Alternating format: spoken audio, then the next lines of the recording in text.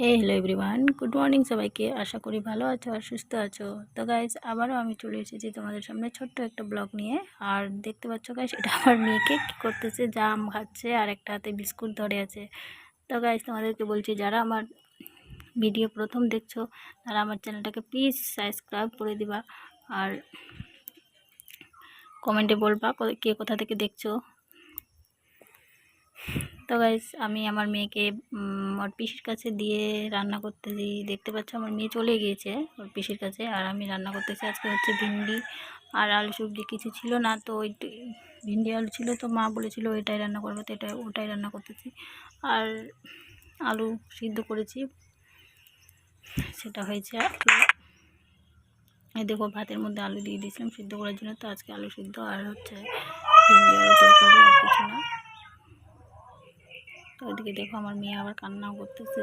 তো দেখো আমি এরকম করেই করি। তো আজকে লঙ্কাও ছিল না, শুকনো লঙ্কা ছিল, সেই শুকনো লঙ্কা দিয়ে আলু সিদ্ধটা মেখে নিলাম। আর দেখো রান্না বান্না আমার কমপ্লিট হয়ে গেছে। আর আজকে ভেবেছিলাম ভিডিও করব না, মনটা একটু খারাপ ছিল।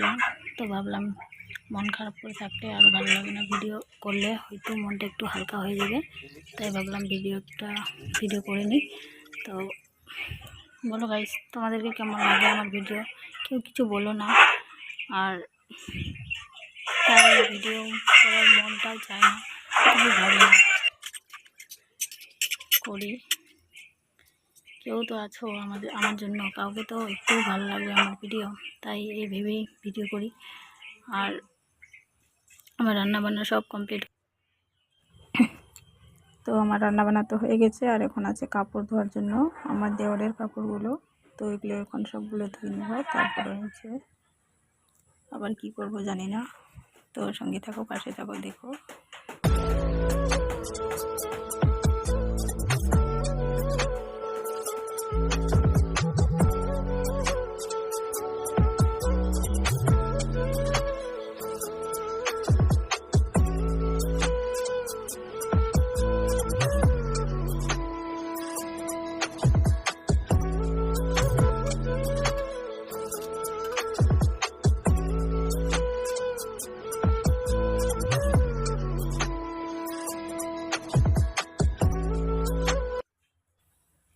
এদিকে আমি ভিজাইছিলাম, ওগুলো ধোয়া হয়ে গেছে। এদিকে আবার আমার ননদ হয়েছে টেবিলের বিছানো ছিল, ওগুলো নিয়ে এসেছে ধোয়ার জন্য। তো ও বললো যে ভিজিয়ে রেখে দাও, তো আমি হয়েছে ওগুলো ভিজাই দিতেছি, ও হয়েছে ধুবে।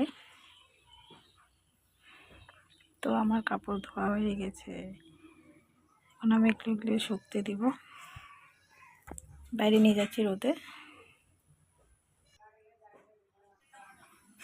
তো গাইস আমার কাপড় ধোয়া কাজগুলো শেষ হয়ে গেছে। আর এখন হচ্ছে ভীষণ গরম লাগতেছে, তাই চুলগুলো এলোমেলো হয়ে আছে। তো ভাবলাম একটু টাইট করে বেঁধে নিই, তারপরে হচ্ছে কাজ করব। আর অনেক গরম লাগতেছে, দেখতে পাচ্ছ আজকে রোদটা কেমন করতেছে। আর চলে এসেছি এখন ফ্যানের সামনে হাওয়া খাওয়ার জন্য।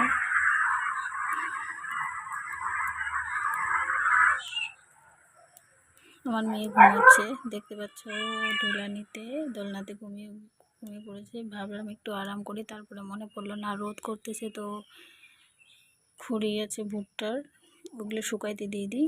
তো আগে বড় প্লাস্টিকটা বিছিয়ে নিই, তারপরে হচ্ছে শুকাইতে দেবো।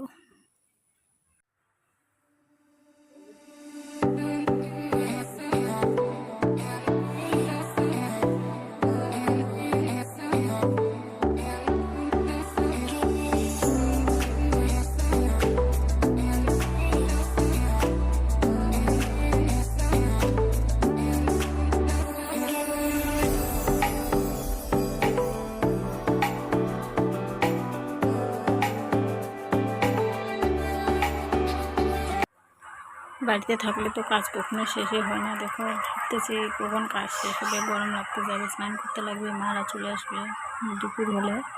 আর দেখো এদিকে কাপড় অনেকগুলো গুছানোর ছিল, তাই ভাবলাম কাপড়গুলো গুছিয়ে রেখে দিই মাদের আসার আগে, তারপর স্নান। কাপড়গুলো গুছানো হয়ে গেছে। আর দেখো মেয়ে থাকতেছে না, কোলে আসবে, তাই ওকে আবার কোলে নিলাম। আর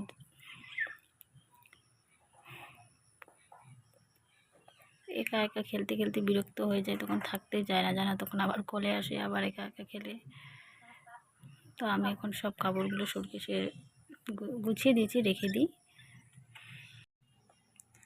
দেখো আমার মেয়ে কাজ এগিয়ে দিচ্ছে আমাকে, এত শয়তানি করে না, কি বলবো আর বলে। একটা কাজ শান্তি মতো করতে পারি না জানো, মানে সব সময় খালি এদিকে যাব না ওদিকে যাব, যেটা করার না সেটা করতে থাকে।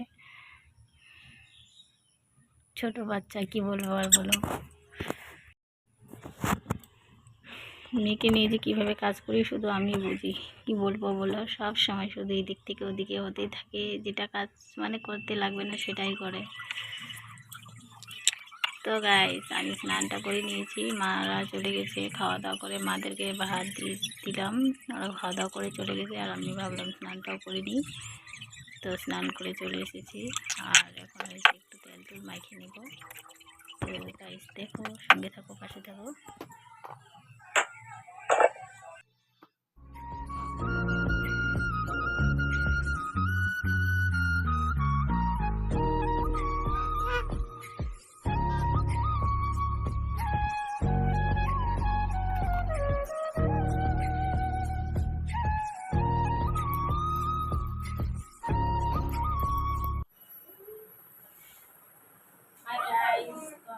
কাজ শেষ করে তাহলে এখন আমি তোমাদের সামনে আসলাম।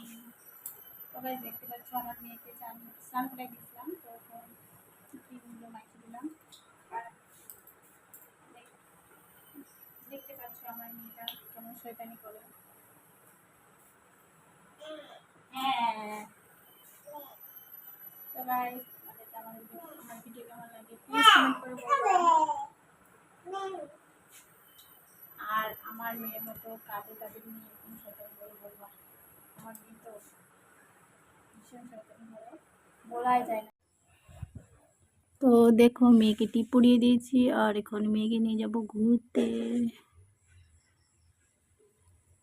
তো একটু রাস্তার দিকে নিয়ে যাব ঘোরার জন্য, তারপরে এনে হয়েছে ঘুম পাড়িয়ে দিব। আর এদিকে দেখো আমি মেয়েকে নিয়ে যাচ্ছি ঘুরতে, আর আমার ননদ হয়েছে কাজগুলো করতে আছে, এখনও মেয়েটার জন্য করতে পারছি না। তো আমার ননদ হচ্ছে এখন ঝাড় দিতেছে বাইরে, আমি দিতাম বাট মেয়েটা থাকেই না, কি করব বলো। মেয়েটার জন্য আমার ননদকে কাজ করাই। মেয়েটা যদি থাকতো ওদের কাছে তাহলে তো আমি মনে হয় সবটা করব ওরকম মনে হয়, কিন্তু কি করব, মেয়েটা থাকেই না।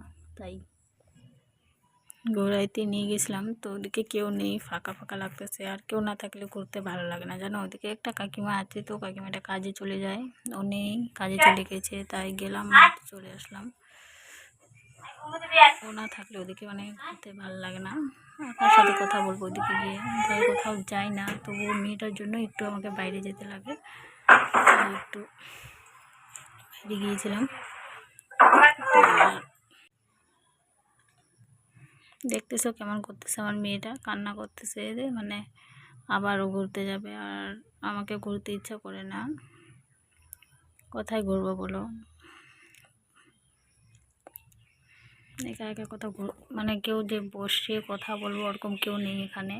আর আমার ননদ আছে, তো কাজে দেখতে পাচ্ছ কাজ করতেছে। আর দুজনেই বাড়িতে থাকি, মারা তো কাজে চলে গেছে। মারা কাজে সকালে যায়, আর 7টা সাড়ে 7টার সময় চলে যায়, আসে 5টার সময়। আর আমরা তিনজনে বাড়িতে থাকি, আমার দেওর আর আমি। আর মেয়ে দিকেও ঘুমিয়ে গিয়েছে, তো আমি ভাবলাম মেয়ে ঘুমিয়ে গেছে তো কাজগুলো করে নিই। আমার ননদ হয়েছে বাইরে ঝাড় দিয়ে দিয়েছে, বাট ঘরটা ঝাড় দেওয়া হয়নি। তো আমি বলছিলাম তুই বাইরে দিয়ে দে ঝাড়, আমি ঘরটা ঝাড় দিয়ে দেবো। তাই এখন হয়েছে ঘরটা ঝাড়ু দিয়ে দেবো। তো গাইস এটা হচ্ছে আমার মারা, মানে মারা বলতে শ্বশুর শাশুড়ি এখানে ঘুমায়। আর আমাদের রুমটা তোমাদেরকে দেখায়নি, তো বেশিরভাগই আমি সারাদিন মানে এই ঘরেই থাকি। তাই মানে আমরা ঘুমাই ওগুলো রুমে, মানে অত নোংরা হয় না, কারণ ওগুলোতে কেউ অত ঢুকি না ওগুলো ঘরে, সবাই এই ঘরেই বেশি থাকি। মানে দিনের বেলা শুই বেশিরভাগ এই মাদের রুমেই।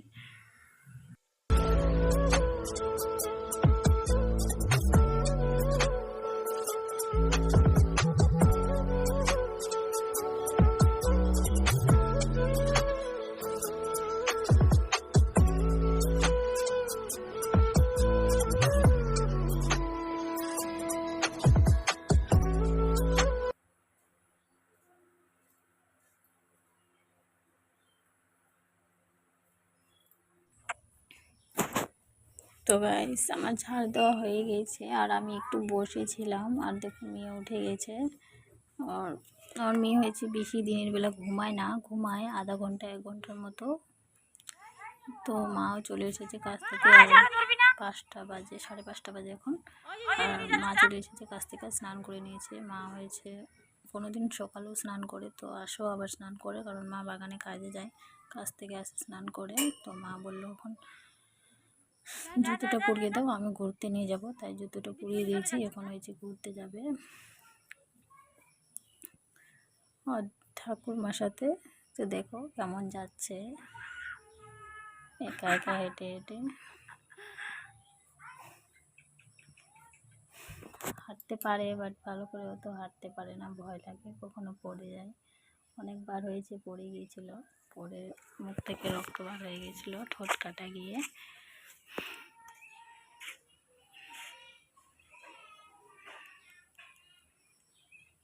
তো ওকে বিকালে না ঘোরালে হয় না, একটু রোজ বিকেলে কেউ না কেউ মেয়েকে ঘুরতে নিয়ে যায়, কেউ না থাকলে আমি নিয়ে যাই। তো বেশিরভাগে মা নিয়ে যায়, না হলে কাকু পিসি নিয়ে যায়। তো আজকে মা চলে এসেছে, একটু তাড়াতাড়ি এসেছে, তো মাই নিয়ে যাচ্ছে। কোনো দিন মা আসে, আবার এদিকে গরু আছে, তো আমাদের দুধ ছেঁকতে লাগে, তো এগুলো করে তখন মার টাইম থাকে না, তো মা নিয়ে যাইতে পারে না। তো বেশিরভাগই ওর কাকু নাহলে পিসির সাথেই ঘুরতে যায়। তো আমি হয়েছে এখন মা মেয়েকে নিয়ে ওদিকে চলে গেছে, তো আমি ভাবলাম আবার এদিকে কাপড় গোছানোর জন্য আছে বিকালে তো জানো কাপড়গুলো গুছাতে লাগে, তো ওইগুলো এখন গুছাচ্ছি। তো গাইস তোমাদেরকে আমাদের ভিডিও ভালো লাগলে প্লিজ লাইক কমেন্ট করবা আর আমার চ্যানেলটাকে সাবস্ক্রাইব করে দিবা। তো আবারও তোমাদের সাথে দেখা হবে নেক্সট ব্লগে। তো গাইস বাই, সবাই ভালো থেকো, সুস্থ থেকো।